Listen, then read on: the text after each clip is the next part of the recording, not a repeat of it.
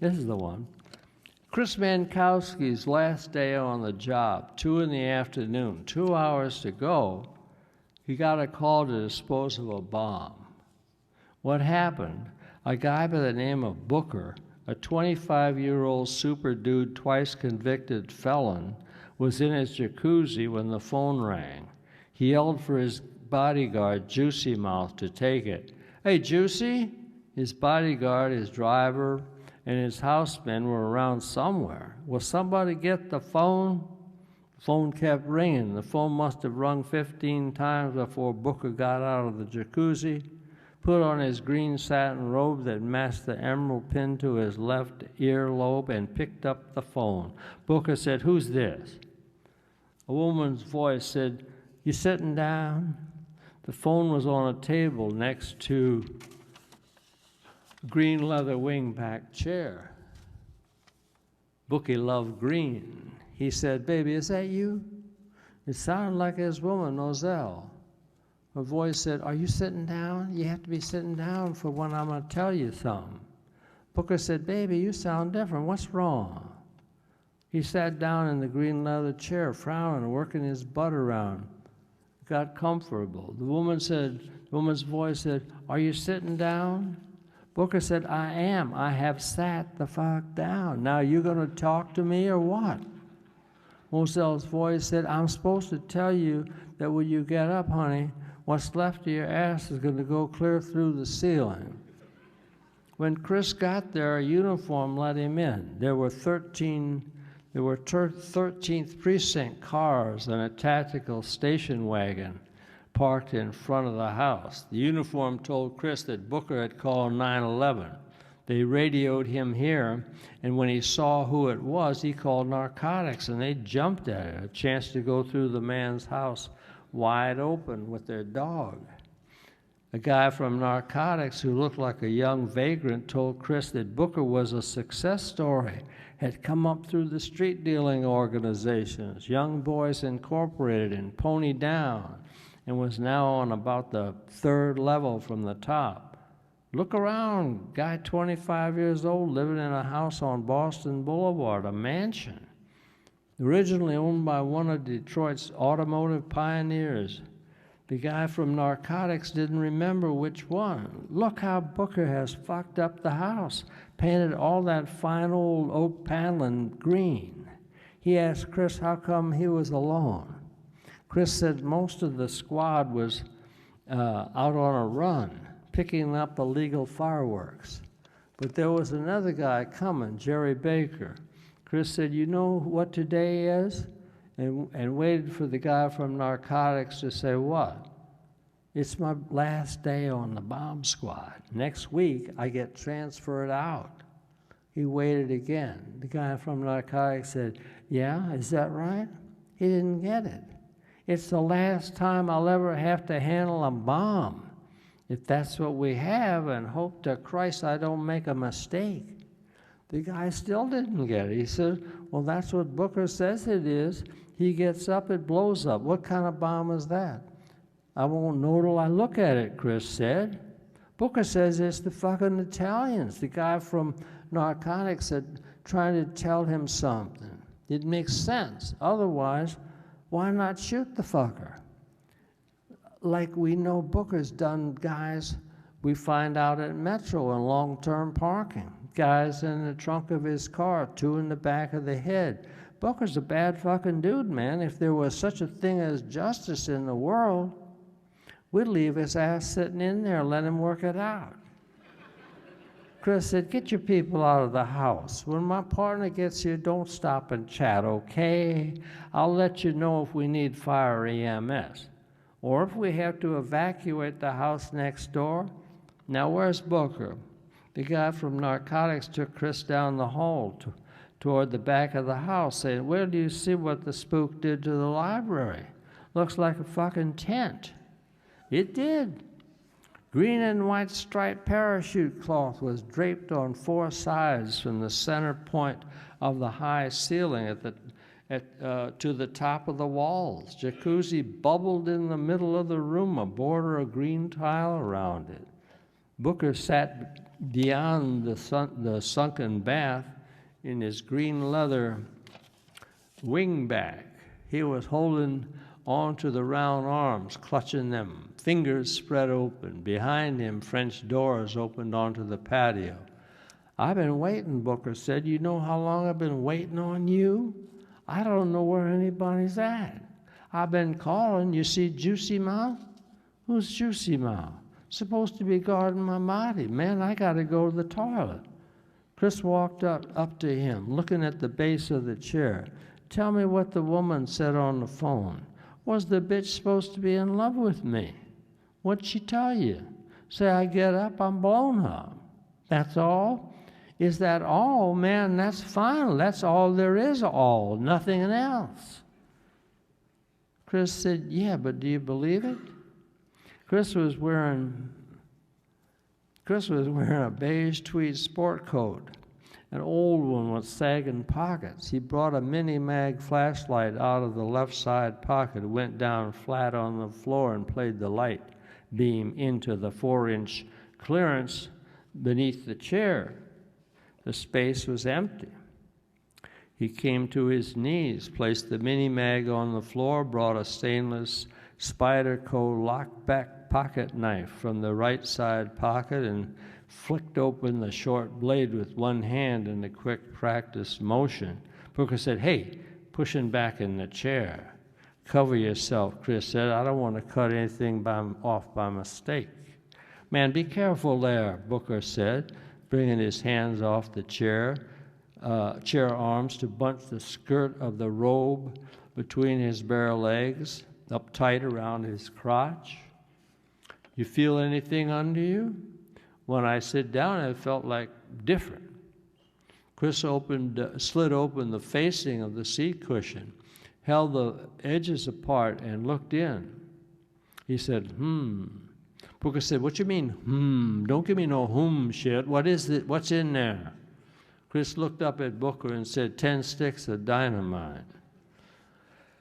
Booker was clutching the chair arms again, his body upright, stiff, telling Chris, get that shit out from under me, man. Get it out. Get it out right out of there. Chris said, somebody doesn't like you, Booker. 2 sticks would have been plenty. Booker said, will you pull that shit out? Do it. Chris sat back on his heels, looking up at Booker. I'm afraid we have a problem.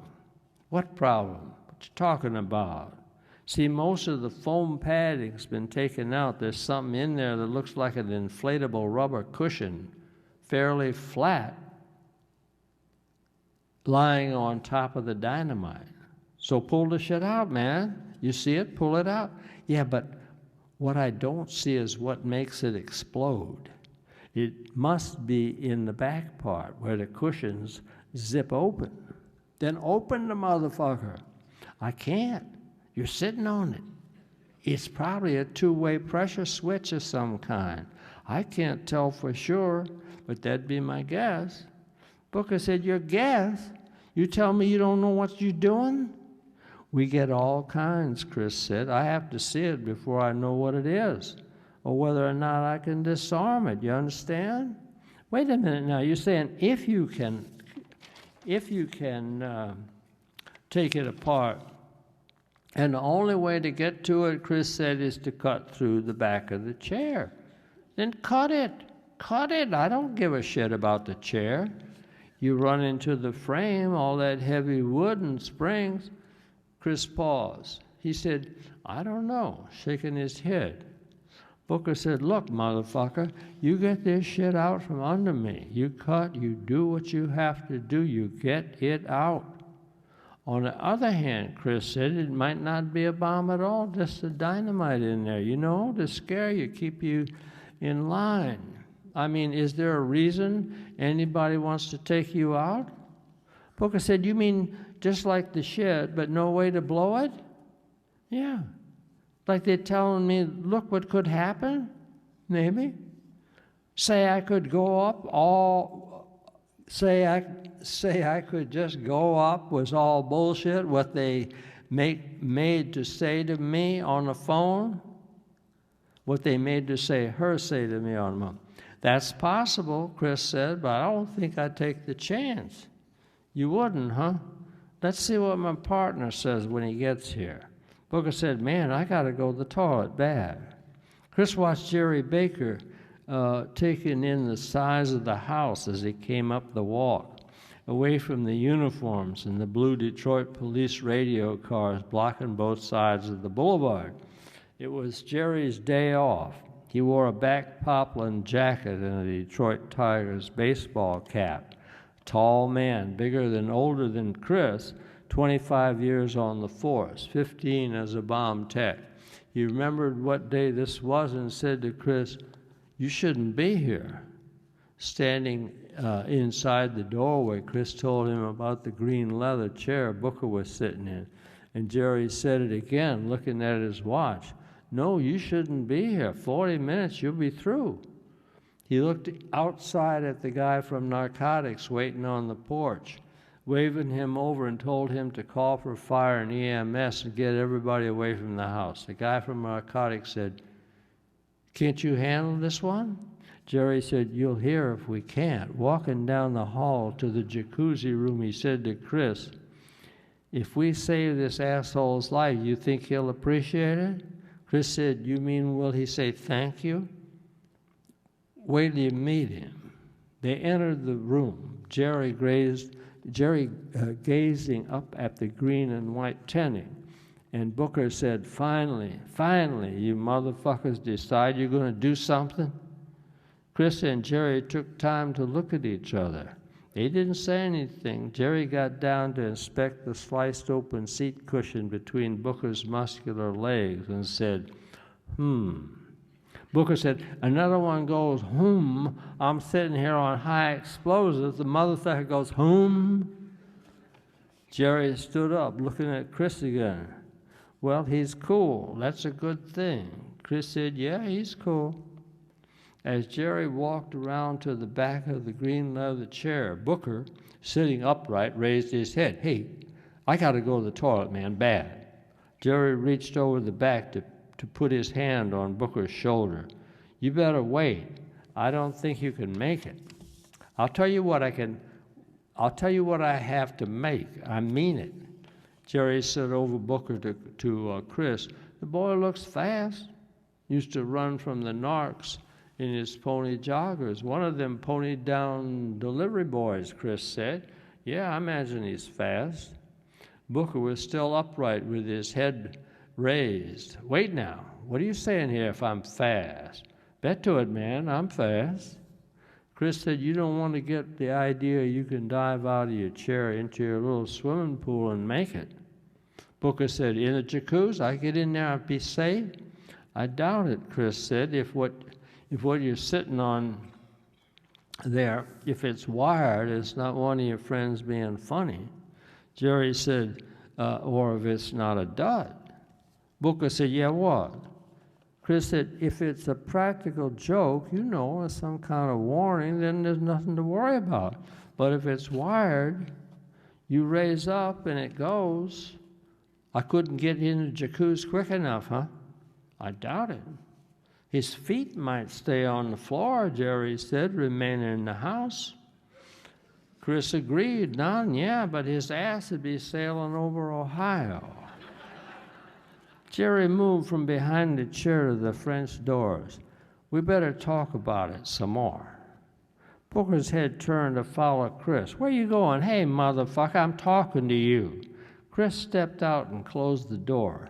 He moved with Jerry to the far edge of the slate patio before looking back at the French doors in the afternoon sunlight.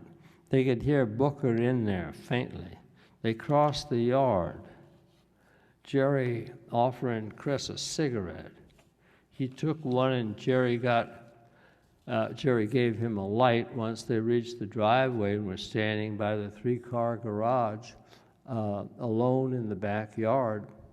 Jerry looked up at the elm trees. He said, well, they're finally starting to bud. I thought winter was going to run through May. Chris said, that's my favorite kind of house, sort of an English Tudor before Tudor got hold of it, before Booker got hold of it. Jerry said, why don't you and Phyllis buy one? She likes apartments, goes with her career image. She must be jumping up and down and finally got her way. Chris didn't say anything. I'm talking about you leaving the squad. I know what you mean. I haven't told her yet. I'm waiting till I get reassigned. Maybe homicide, huh? I wouldn't mind. Yeah, but would Phyllis? Chris didn't answer. They smoked the cigarettes, could hear fire equipment arriving. Jerry said, hey, I was kidding. Don't be so serious. I know what you're saying, Chris said. Phyllis is the kind of person that speaks out. Something bothers her, she tells you about it. I know, Jerry said. There's nothing wrong with that, is there? I'm not saying anything against her. What it is, Phyllis says things even some guys would like to say but don't have the nerve. Yeah, 'cause she's a woman, Jerry said. She doesn't have to worry about getting hit in the mouth. Chris shook his head. I don't mean putting anybody down or being insulting. Like we're in a restaurant, one of those trendy places. The waiter introduces himself. This Twinkie comes up to the table. He goes, hi, I'm Wally. I'm going to be your wait person this evening. Can I get your cocktail? Phyllis goes, Wally, when we've finished dinner, you're going to take us out and introduce us to the dishwasher? She goes, we really don't care what your name is, as long as you're here when we want something. Jerry grinned, adjusting his Tiger baseball cap. That's good. I can appreciate that. Those guys kill me. They drew on their cigarettes. Chris looking at his, about to say something, working the butt between his thumb and second finger to flick it away in the French doors, and some of the windows on this side of the house exploded out in a billow of gray smoke tinged yellow. They stood looking at the shattered door, at the smoke and dust thinning, settling over glass and wood fragments, shreds of black and green and white debris on the patio, silence ringing in their ears now. After a few moments, they started down the drive, let the people waiting in front know they were okay. Chris said, yeah, the twink comes up to the table and says he's going to be our wait person. But you have to understand, Phyllis wasn't trying to be funny. She was serious. That's the way she is. And that's the way they are.